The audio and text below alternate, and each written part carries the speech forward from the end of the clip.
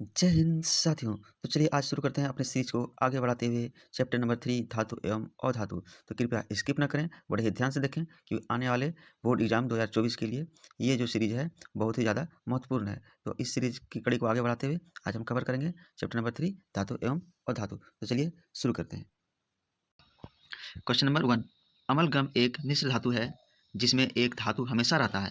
तो दोस्तों अमलगम एक ऐसा मिश्र धातु है जिसमें पारा हमेशा रहता है। क्या रहता है दोस्तों? पारा। और पारा प्लस कोई भी धातु अगर मिला देते हैं तो वो बन जाता है अमलगम। पारा और कोई भी धातु, तो हमेशा कौन सा धातु रहेगा इसमें? पारा रहेगा। क्वेश्चन नंबर 2, क्वेश्चन नंबर 2 है, निम्न में से कौन सा पदार्थ ऑक्सीजन से संयोग नहीं करता है? तो ऑप्शन है तांबा, गोल्ड, जिंक और पोटेशियम। तो गोल्ड ऑक्सीजन से संयोग नहीं करता है। नेक्स्ट, कौन विद्युत का सर्वोत्तम सुचालक है? क्वेश्चन नंबर 3, कौन विद्युत का सर्वोत्तम सुचालक है? कॉपर, सिल्वर, एल्युमिनियम और आयरन। तो ऑप्शन नंबर बी, सिल्वर विद्युत का सबसे अच्छा सुचालक धातु है। सिल्वर Ag मतलब चांदी। Next question, question number 4, bauxite निम्नलिखित में से किस धातु का मुख्य अयस्क है? लोहा, कैल्शियम, सोडियम, एल्युमिनियम। तो बॉक्साइट एल्युमिनियम का मुख्य अयस्क है। क्वेश्चन नेक्स्ट, क्वेश्चन नंबर 5, निम्नांकित में कौन उप धातु है? आयरन, कॉपर, निकल और एंटीमनी। तो दोस्तों एंटीमनी क्या है? उप धातु है और आयरन, कॉपर और निकल धातु है। नेक्स्ट क्वेश्चन, क्वेश्चन नंबर 6, शुद्ध सोना को व्यक्त किया जाता है। तो शुद्ध सोना को 24 कैरेट से व्यक्त किया जाता है। 6 का बी। क्वेश्चन नंबर 7, पीतल है धातु, अधातु, मिश्र धातु और उपधातु। पीतल एक मिश्र धातु है। पीतल एक क्या है? पीतल एक मिश्र धातु है।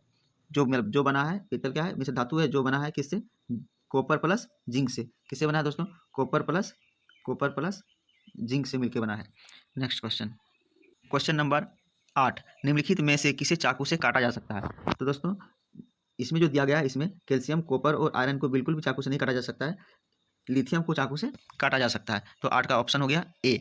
नेक्स्ट क्वेश्चन, क्वेश्चन नंबर 9, निम्न में से कौन आयनिक यौगिक है? CH4, CO2, CaCl2, NH3। तो आयनिक यौगिक है CaCl2। Next question, question number 10, निम्न में से कौन धातु है? निम्न में से कौन अधातु है? आयरन धातु है, एल्युमिनियम धातु है और Au मतलब गोल्ड सोना ये भी धातु है। और धातु कौन है? बी। तो 10 का ऑप्शन नंबर बी सही आंसर है। नेक्स्ट क्वेश्चन, क्वेश्चन नंबर 11, सक्रियता श्रेणी में हाइड्रोजन के ऊपर के धातु अम्लों से अभिक्रिया कर हाइड्रोजन गैस बनाते हैं। क्या करते हैं? अम्लों से अभिक्रिया कर हाइड्रोजन गैस बनाते हैं। कोई भी धातु जो है जब अम्ल से अभिक्रिया करेगा तो हाइड्रोजन गैस ही बनाता है। नेक्स्ट क्वेश्चन, उच्च विद्युत धनात्मकता के कारण धातु के परमाणु बनाते हैं धन आयन। सभी धातुओं में क्या होते हैं? इलेक्ट्रॉन को त्याग करने की प्रवृत्ति होती है। क्या होती है? इलेक्ट्रॉन को त्याग करने की प्रवृत्ति होती है और उसमें क्या होता है? प्लस चार्ज आ जाता है, इसलिए क्या हुआ? वो धन आयन हो गए। नेक्स्ट क्वेश्चन, क्वेश्चन नंबर 13, धातु के ऑक्साइड सामान्यतः होते हैं। धातु के ऑक्साइड क्या होते हैं? क्षारीय होते हैं। धातु के ऑक्साइड क्षारीय होते हैं। और धातु के ऑक्साइड क्या होते हैं? अम्ल होते हैं। और धातु के अम्ल होते हैं, धातु के ऑक्साइड क्षारीय होते हैं। नेक्स्ट क्वेश्चन, क्वेश्चन नंबर 14, अयस्क से चुंबक की अशुद्धि को दूर करने के लिए जो विधि प्रयुक्त किया हुआ है। तो चुंबक अशुद्धि को दूर करने के लिए चुंबक पृथक्करण विधि का इस्तेमाल करते हैं। नेक्स्ट क्वेश्चन, सल्फाइड अयस्कों का सांद्रण किया जाता है हाथ से चुनकर, निक्षालन द्वारा, फैन पल्लवन द्वारा या निस्तापन द्वारा। तो सल्फाइड अयस्कों का सांद्रण किया जाता है फैन पल्लवन द्वारा। 15 का option number C. Next question number 16, निम्नलिखित में से कौन एल्युमिनियम का मिश्र धातु है? तो एल्युमिनियम का मिश्र धातु है मैग्नेलियम। क्या है? मैग्नेलियम। नेक्स्ट क्वेश्चन, कॉपर का निष्कर्षण मुख्यतः किस अयस्क से किया जाता है?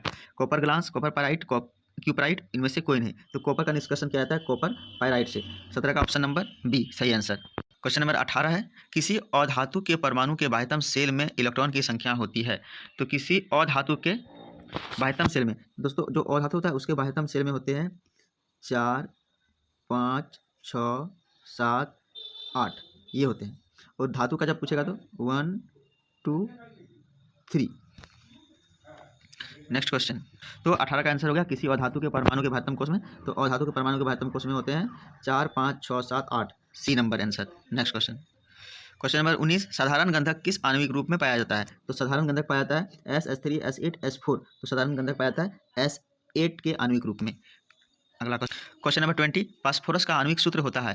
फास्फोरस का आणविक सूत्र होता है दोस्तों P4, याद रखिएगा P4। Next question, question number 21, सोना निम्नलिखित में से किस दरों में घुल जाता है? अम्लराज में, शांत सल्फ्यूरिक अम्ल में, शांत नाइट्रिक अम्ल में, इनमें से कोई नहीं। दोस्तों सोना अम्लराज में घुल जाता है।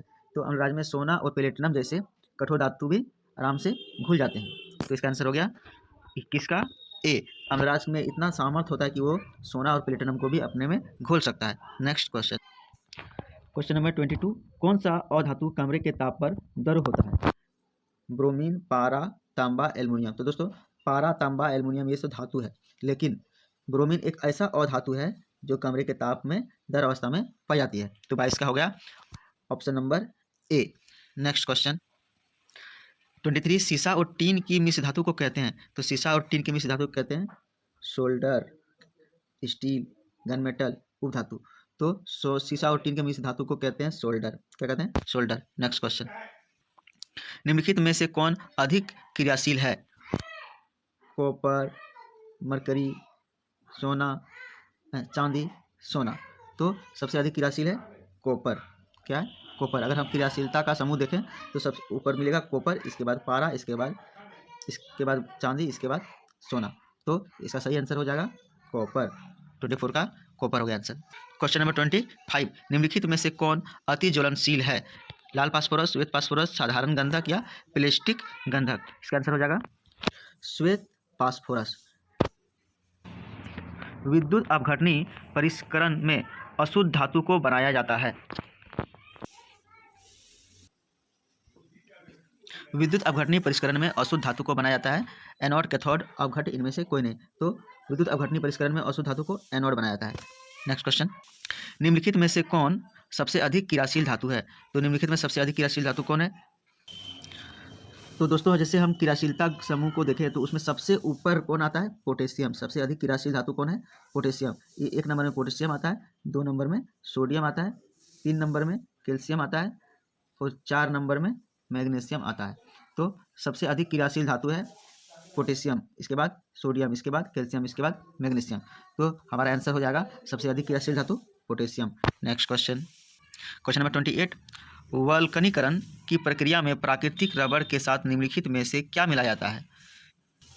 तो वल्कनीकरण प्रक्रिया में प्राकृतिक रबर के साथ मिलाया जाता है साधारण गंधक। तो 28 का आंसर हो गया ऑप्शन नंबर ए। अगला क्वेश्चन, क्वेश्चन नंबर 29, 1 ग्राम सोना से कितना लंबा तार बनाया जा सकता है? तो 1 ग्राम सोना से 2 किलोमीटर लंबा तार बनाया जा सकता है। क्वेश्चन नंबर 30, कमरे के ताप पर मरकरी धातु किस अवस्था में पाई जाती है? तो कमरे के ताप पर मरकरी धातु द्रव अवस्था में पाई जाती है। क्वेश्चन नंबर 31, व्यावसायिक स्तर पर एल्युमिनियम धातु का निष्कर्षण किस अयस्क से किया जाता है? तो हम लोग को पता है कि एल्युमिनियम धातु का निष्कर्षण जो है व्यावसायिक स्तर पर बॉक्साइट से किया जाता है, Al2O3 2H2O। Option number B. 32 number, लोहे के निष्कर्षण में चूना पत्थर कैल्शियम सिलिकेट CaSiO4 एक यौगिक बनाता है, यह यौगिक कहलाता है भर्जन, प्रगलन, द्वारक या धातुमल। तो यह यौगिक कहलाता है धातुमल।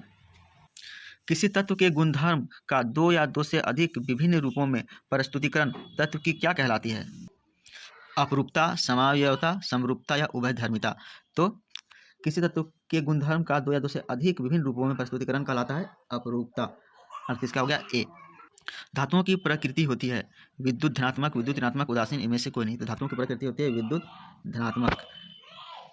लोहा एवं इस्पात को जंग से सुरक्षित रखने के लिए उन पर किस धातु की पतली परत चढ़ाई जाती है? तांबा, चांदी, सोना या जिंक। तो लोहा और इस्पात को जंग से बचाने के लिए जिंक की परत चढ़ाई जाती है, जिसे गैल्वेनीकरण कहते हैं। नेक्स्ट क्वेश्चन, क्वेश्चन नंबर 36, किस रासायनिक यौगिक को गर्म करने पर प्लास्टर ऑफ पेरिस प्राप्त किया जा सकता है? दोस्तों जिप्सम को अगर हम गर्म करेंगे 373 केल्विन के टेम्परेचर पे तो हमें प्लास्टर ऑफ पेरिस प्राप्त होता है। तो इसका आंसर हो गया जिप्सम। 36 का बी। अभिक्रियाशीलता के इस क्रम में कौन सही है? तो दोस्तों हम लोग जानते हैं कि अभिक्रियाशीलता के क्रम में सबसे ऊपर कौन होता है? पोटेशियम, फिर सोडियम, फिर कैल्शियम, फिर मैग्नीशियम, फिर एल्युमिनियम, फिर जिंक और फिर आयरन। तो इसमें से देखिए कि कौन सीरियली मिल जाएगा आपको। सबसे इसमें से देखिए पोटेशियम नहीं है, सोडियम नहीं है और कैल्शियम नहीं है। देखिए मैग्नीशियम का ज़्यादा होगा, फिर एल्युमिनियम का, फिर जिंक का और फिर आयरन का। तो option number C, magnesium, aluminium, zinc और आयरन।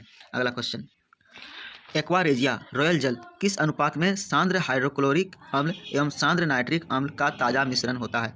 तो दोस्तों सांद्र हाइड्रोक्लोरिक और सांद्र नाइट्रिक अम्ल का 3:1 का मिश्रण जो है एक्वा रेजिया कहलाता है। तो 38 का सी। दोस्तों कंफ्यूज नहीं करना, एक नहीं मारना है, क्यों? क्योंकि हाइड्रोक्लोरिक 3 होता है और नाइट्रिक 1 होता है। अगर हाइड्रोक्लोरिक पहले दिया है तो पहले 3 और नाइट्रिक बाद में दिया है तो बाद में 1। अगर इसी को उल्टा कर दे, नाइट्रिक को पहले लिखता और हाइड्रोक्लोरिक को बाद में लिखता तो 1:3 हम लोग मार सकते थे, ठीक है। लेकिन हम लोग यहाँ पर क्या मारेंगे अभी? तो हाइड्रोक्लोरिक का 3, नाइट्रिक का 1, तो 3:1 का मिश्रण होता है। तो option number C. Next question, अपने शुद्ध रूप में धातु की सतह होती है तो चमकदार होती है। बहुत ही आसान क्वेश्चन है। 39 का ए। क्वेश्चन नंबर 40, धातु का पतले तार के रूप में खींचने की क्षमता को क्या कहते हैं? तो पतले तार के रूप में खींचने की क्षमता को कहते हैं तन्यता। क्या कहते हैं? तन्यता। इसी को पीट पीट के पतली चादर बना दे तो बोलेंगे आघात वर्धिता। नेक्स्ट क्वेश्चन, तो 40 का आंसर हो गया ऑप्शन नंबर बी, तन्यता।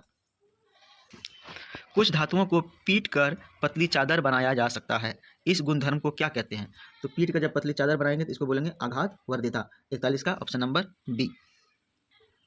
ऑप्शन नंबर 42, जो धातुएं कठोर सतह से टकराने पर आवाज़ उत्पन्न करती है उन्हें क्या कहते हैं? तो जो आवाज़ उत्पन्न करती है उसे बोलते हैं धान्विक या सोनोरस। देखिए, जो जिसे पतले तार के रूप में खींचें तो उसको बोलेंगे तन्यता। पीट पीट के पतली चादर बना देंगे तो कहेंगे आघात वर्धिता। लेकिन पीटने पर वो आवाज़ उत्पन्न करेगा तो बोलेंगे धान्विक या सोनोरस।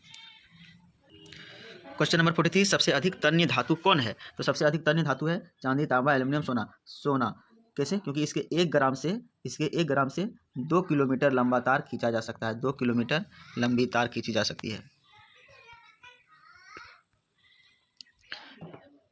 तो 43 का हो गया डी। 44, इनमें से कौन अधातु होते हुए भी चमकीला होता है? तो अधातु हुए भी चमकीला कौन होता है? कार्बन बिल्कुल चमकीला नहीं होता है। ब्रोमीन ये भी चमकीला नहीं होता है, लेकिन आयोडीन चमकीला होता है। तो 44 का हो गया सी, क्योंकि आयोडीन अधातु भी है और चमकीला भी है। तो हो गया ऑप्शन नंबर सी, आयोडीन। 44 का सी। क्वेश्चन नंबर 45, सबसे कठोर प्राकृतिक पदार्थ कौन है? लिथियम, हीरा, सोडियम या पोटेशियम? तो सबसे कठोर प्राकृतिक पदार्थ होता है हीरा। हीरा सबसे कठोर प्राकृतिक पदार्थ है। नेक्स्ट क्वेश्चन नंबर 46, एल्युमिनियम पर मोटी ऑक्साइड की परत बनाने की क्रिया को क्या कहते हैं? तो कहते हैं एथोडीकरण। एल्युमिनियम पर बनेगा तो एथोडीकरण कहते हैं। थैंक यू दोस्तों हमारे इस सीरीज़ को देखने के लिए। इसको एक बार देखें और एक बार ध्यान से देखिएगा तो इस चैप्टर से उम्मीद है आपका कोई भी क्वेश्चन नहीं छूटेगा। Thank you. अगर अच्छा लगा हो तो लाइक करें, शेयर करें, सब्सक्राइब करें। धन्यवाद। हमें